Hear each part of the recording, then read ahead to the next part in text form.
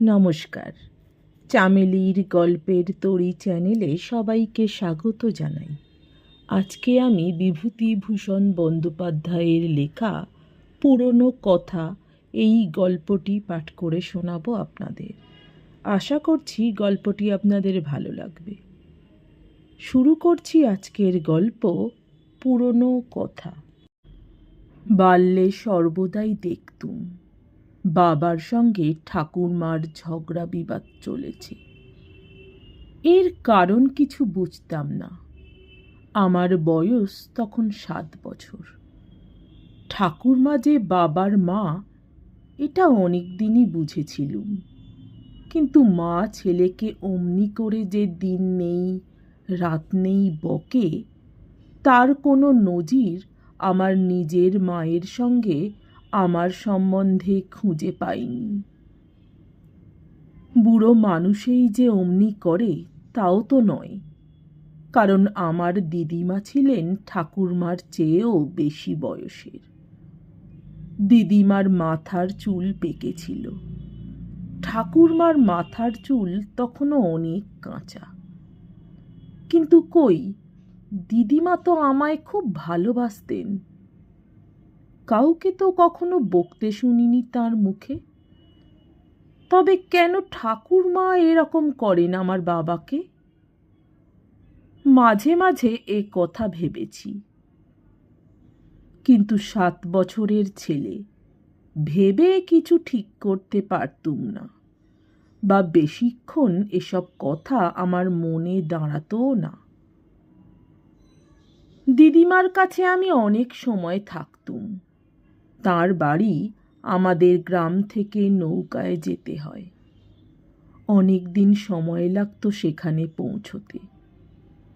সকালে খেয়ে বার হলে সেখানে পৌঁছাবার আগে রোদ রাঙা হয়ে আসত। বাদুড়ের দল ডানা ঝটপট করে আকাশ দিয়ে উড়ে বাসায় যেত। নদীর জলে নৌকার ধারে ভুস ভুস করে শুশুকেরা ডিগবাজি খেয়ে ডুব দিত। এসব অনেক ছেলেবেলাকার কথা।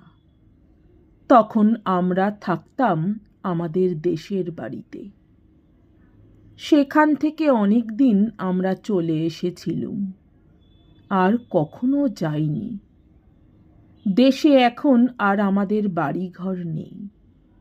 ম্যালেরিয়ায় জনহীন শ্রীহীন হয়ে গিয়েছে শুনেছি। বহুদিন কলকাতার বাসিন্দা, এখন সেসব জায়গায় যেতে ভয় করে। বিশেষ করে এখন যখন বয়স হয়েছে, সাবধানে থাকাই ভালো। দেশের বাড়ির সঙ্গে মায়ের স্মৃতি জড়ানো। যখনই দেশের বাড়ির ডালিম গাছটা, তার পাশে লম্বা পেঁপে গাছটা, তার পাশে পুরনো পাতকুয়ো ও গোয়াল ঘরটার ছবি মনে আসে, সঙ্গে সঙ্গে অমনি মনে আসে আমার মায়ের খুব অস্পষ্ট একটি ছবি। ওদের সঙ্গে মা যেন জড়ানো আছেন। কি ভালোই বাসতুম মাকে। জীবনে অত ভালো কাউকে বাসিনি, বাসতে পারবও না। মায়ের সম্বন্ধে আমার অতীত শৈশবকালের যে ছবিটি জাগে, তাতেও দেখি ঠাকুরমা মাকে অনেক কষ্ট দিতেন। মাকে শক্ত কথা বলতেন অকারণে। ছেলে মানুষ হলেও আমি তা বুঝতুম। বুদ্ধি দিয়ে না বুঝলেও শিশুর ইনস্টিংক্ট দিয়ে বুঝতুম।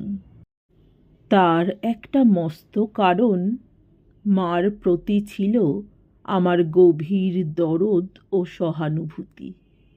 একই রক্ত, একই মাংস আমার গায়ে। আমার চেয়ে মায়ের দুঃখ বুঝবে কে?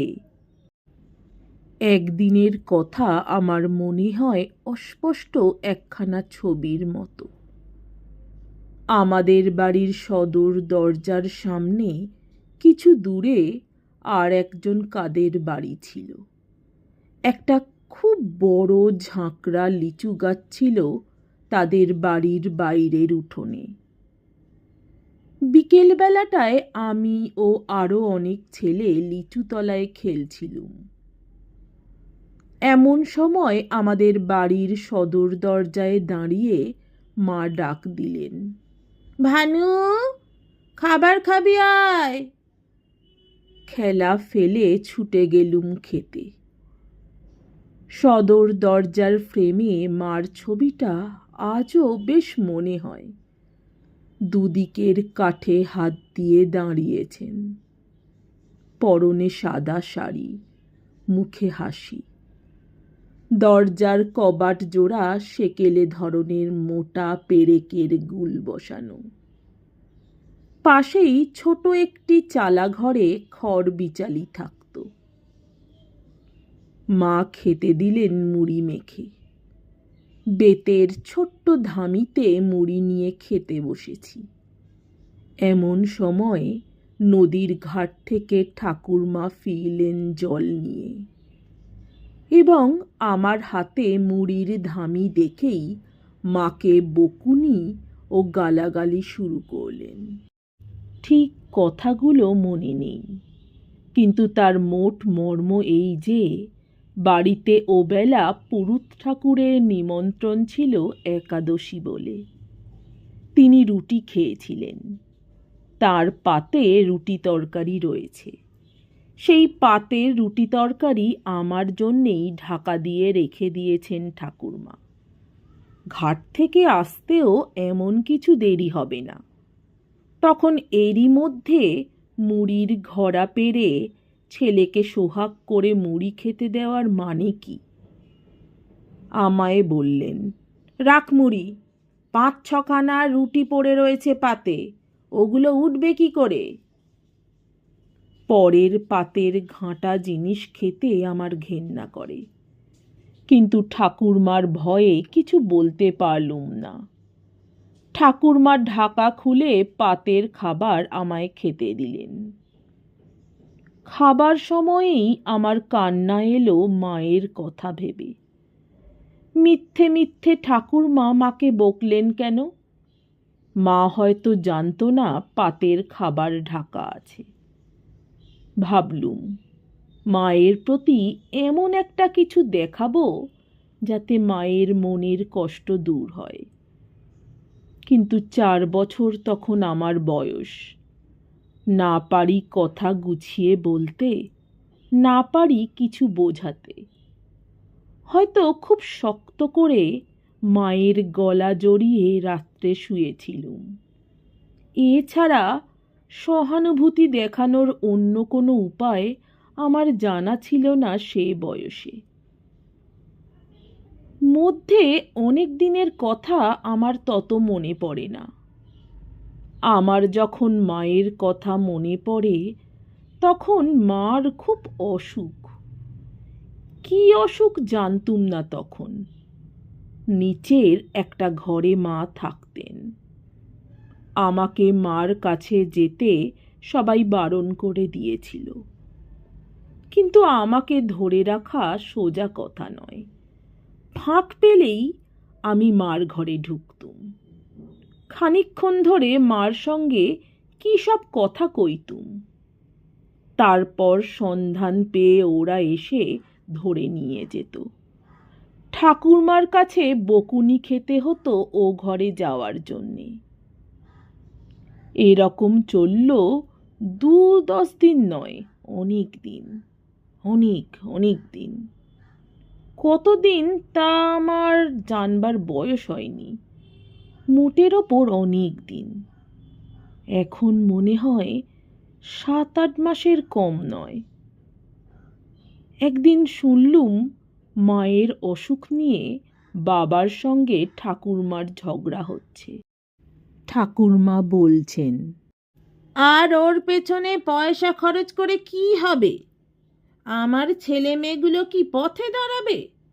সংসারের টাকা দিয়ে দামি দামি ওষুধ এলো কত এই কমাসে, তাতে কিছু যখন হলো না, তখন আর আমি বেশি টাকা খরচ করতে দেব না।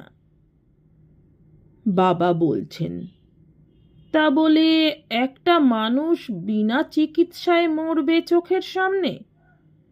ঠাকুরমা বললেন, চিকিৎসে কম হয়নি কিছু, এখনো তো চিকিৎসের ত্রুটি নেই, কিন্তু আর আমি তোমায় টাকা দেবো না।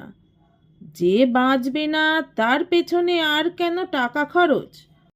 সেদিন বুঝলুম মার অসুখ খুব গুরুতর। মন খুব খারাপ হয়ে গেল। সমস্ত বাড়ির মধ্যে আমার মন টানে কেবল মায়ের ঘরে। যখন মন খারাপ হয় মার কাছে গেলে সব দুঃখ চলে যায়, কিন্তু সেখানে যখন তখন যাবার জো নেই। লুকিয়ে যেতে হবে, নইলে ঠাকুরমাকে পিসিমা বলে দেবেন।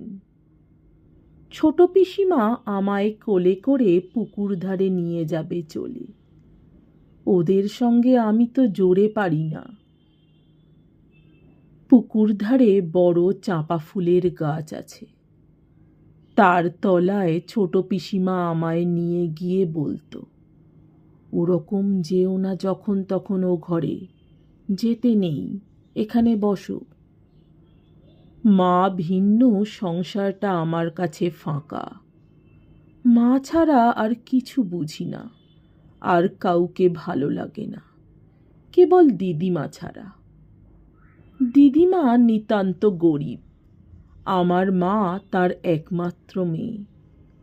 মাঝে মাঝে তিনি যখন এসে আমাদের বাড়ি থাকতেন, রান্নাঘরের কাজকর্ম নিয়ে তাকে ব্যস্ত থাকতে হতো সদা সর্বদা। তিনি যেন এসে হতেন আমাদের বাড়ির রাঁধুনি। মায়ের অসুখের সময় তিনি এসেছিলেন, এবং রোগীর সেবা করবার জন্য তিনি ছাড়া আর লোক ছিল না। মায়ের খাওয়ার আলাদা একখানা থালা, গেলাস ও বাটি ছিল। দিদিমা থালা বাটি রান্নাঘরের দাওয়ায় পেতে দাঁড়িয়ে থাকতেন মায়ের ভাতের জন্যে। মায়ের ঘরে থাকতেন বলেই বোধহয় ইদানিং তাকেও আমাদের ঘরে দৌড়ে উঠতে দেওয়া হতো না। মায়ের ঘরে দিদিমা যা কিছু করবার সব করতেন, এজন্যে তাকে কেউ ছুঁতো না। তিনি ভাত খেতেন রান্নাঘরের দাওয়ায় বসে, নয়তো উঠানের পেয়ারা তলায় বসে। তিনি থাকতেন এ বাড়িতে চোর হয়ে। মায়ের অসুখের কি ওষুধপত্র নিয়ে কথা বলতে যেতে ঠাকুরমার কাছে তাকে কতবার বকুনি খেতে হয়েছে। ঠাকুরমা বলতেন, অত যদি দরদ মেয়ের ওপর, নিজের বাড়িতে নিয়ে গিয়ে চিকিৎসে পত্তর করাও গে। জামাইকে তো দিনরাত জপাচ্ছ, হুগলি থেকে ডাক্তার আনতে পয়সা দেবে কে? তোমার কি একটা মোটে মেয়ে, সস্তায় ঝেড়ে ফেলে দিয়েছ। আমার এখনো আইবুড়ো মেয়ে ঘরে, তোমার মেয়ের জন্যে তাকে তো আমি জলে ভাসিয়ে দিতে পারি না। যে কটা টাকা আছে তা এখন তুলে রেখে দিতে হবে ওর ঘর বর দেখে দিতে, এতে তোমার মেয়ের ভাগ্যে বাপু যা থাকে।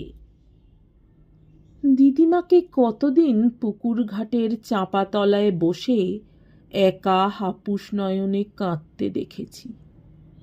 এরকম কতদিন যে কাটল, কতদিন যে মায়ের ঘরে যেতে পারলুম না। মা দিন দিন যেন বিছানার সঙ্গে মিশে যেতে লাগলেন। মায়ের ঘরের দোর সর্বদাই বন্ধ। আমি জানলা দিয়ে উঁকি মেরে দেখতুম মা একা ঘরের মধ্যে বিছানায় অঘোর হয়ে অচৈতন্য হয়ে শুয়ে। দিদিমা হয়তো মায়ের ছাড়া কাপড় নিয়ে কাচতে গিয়েছেন। আমি আস্তে আস্তে ডাকতুম, ও মা, মা। তারপর দৌড় ঠেলে ঘরে ঢোকার চেষ্টা করতুম। অমনি ছোট পিসিমা কোথা থেকে এসে আমায় ছোঁ মেরে ফিরিয়ে নিয়ে যেতেন। বাবা, কি দস্যি ছেলে, এক দণ্ড যদি চোখের আর করবার জো আছে। ঘুরছেন সর্বদা মার কাছে যাবার জন্যে। বারণ করে দিয়েছি না তোমায়? ঠাকুরমা চেঁচিয়ে বলে উঠতেন, দে আচ্ছা করে দুঘা কষিয়ে। পরের হোলা ঘায় বন পানে ধায়, যতই করো ছেলের সর্বদাই মা মা আর মা। বড় পিসিমা মাকে সত্যিকার ভালোবাসতেন। তার বিয়ে হয়েছিল এই গাঁয়েই। পিসেমশাইয়ের অবস্থা বোধহয় ভালো ছিল না। বড় পিসিমাকে ভালো কাপড় চোপড় পরতে দেখিনি কোনো দিন। ঠাকুরমার সঙ্গেও বোধহয় তার তেমন ভাব ছিল না। তিনি কিন্তু মাঝে মাঝে এসে মায়ের কাছে বসে থাকতেন। দিদিমা বাদে তিনি আর বাবা ছাড়া মায়ের ঘরে আর কেউ ঢুকত না। বাবার কোনো কথা বলবার জো ছিল না। মায়ের অসুখের সম্বন্ধে কিছু বললেই ঠাকুরমার সঙ্গে ঝগড়া বেঁধে যেত। একদিন সকালে উঠেই শুনলুম ঠাকুরমাতে আর বাবাতে তুমুল তর্ক চলছে। ঠাকুরমা বলছেন, চান্দ্রায়ণ প্রায়শ্চিত্তির না করলে আমার বাড়িতে অকল্যাণ হবে। তোমার বউ তো একা নয়, আমার আরও লোকজন নিয়ে ঘরকন্না করতে হয়। পুরুত ঠাকুর বলে গিয়েছেন প্রায়শ্চিত্তির করাতে হবে এই একাদশীর দিন। বাবা বলছেন, বলো কি মা, ও কালও বলেছে। হ্যাঁ গো, আমি বাঁচব তো? আমি বলেছি কেন বাঁচবে না?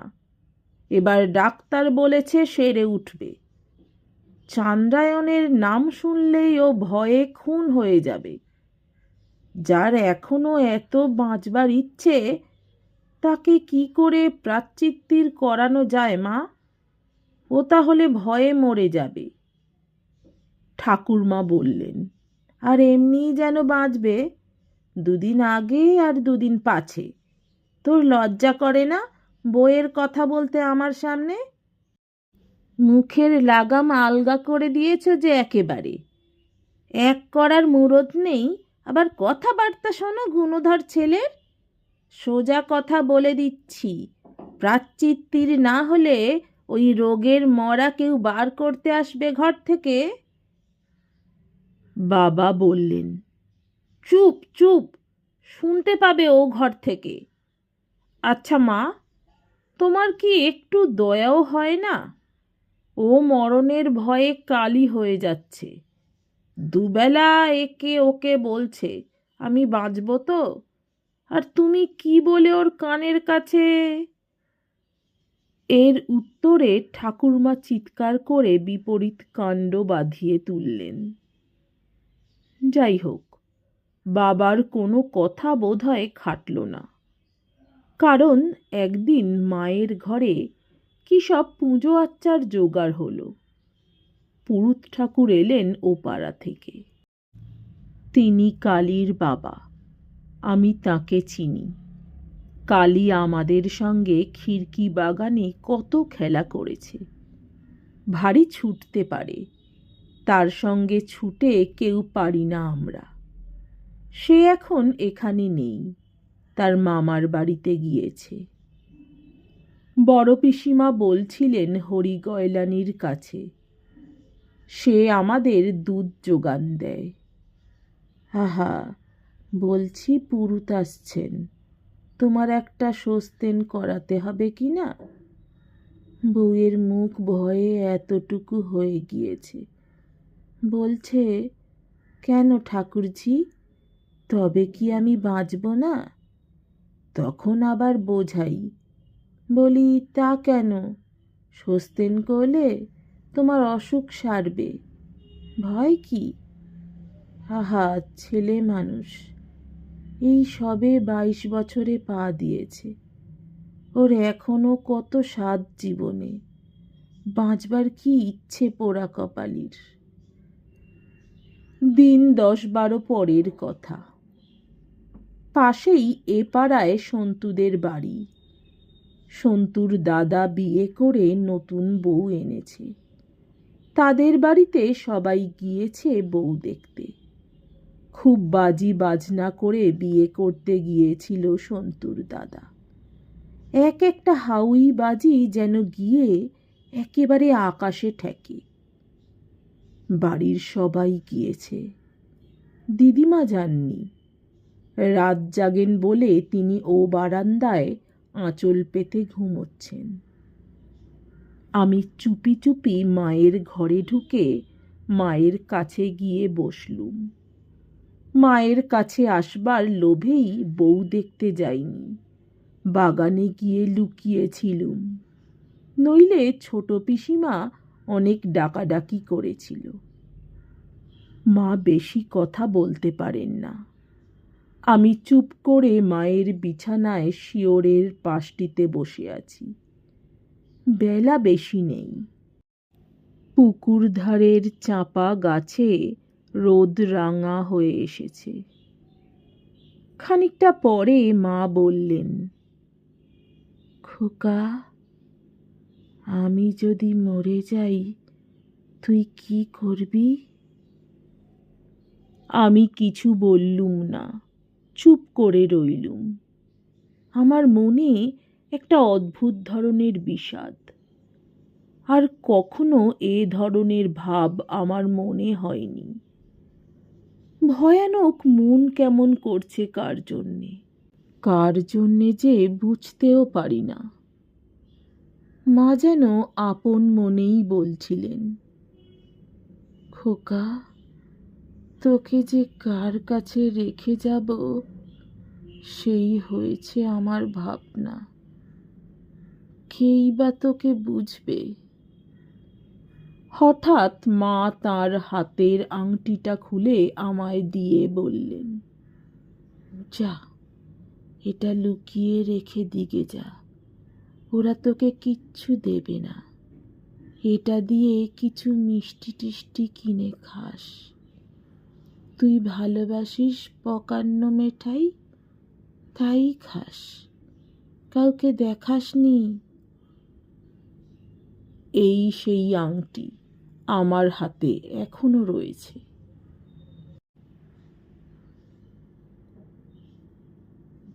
আমার বন্ধু চুপ করল। আমার চোখে জল এলো। বহুকাল আগেকার এক রোগজীর্ণ তরুণী মায়ের ছবি মনে এলো।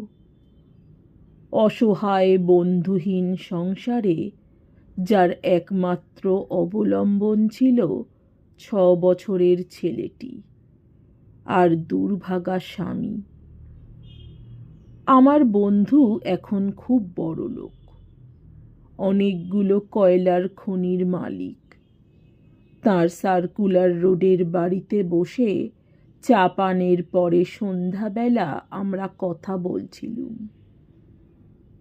তারপরে তিনি ওপরের গল্পটা বললেন। খানিকটা চুপ করে থেকে আমি বললুম, তারপর কি হলো? রাত্রে কি হয়েছিল আর জানি না। ওরা এসে পড়বার পরেই আমি ঘর থেকে পালিয়ে গিয়েছিলুম। তারপর ঘুমিয়ে পড়ি। ভোরে উঠে মাকে আর দেখিনি। আমার ছেলেবেলাকার মা রাত্রের মধ্যেই অদৃশ্য হয়ে গেলেন। এই রকম সন্ধ্যায় আবার সেই কতকাল আগের কথা। সেই সন্ধ্যাটি আমার মনে আসে। নমস্কার, আমার গল্প পাঠ ভালো লাগলে, আরও এমনই গল্প শুনতে চাইলে অবশ্যই আমার চ্যানেলটি সাবস্ক্রাইব করে দেবেন। দয়া করে লাইক, কমেন্ট, শেয়ার করতে ভুলবেন না। অনেক ধন্যবাদ।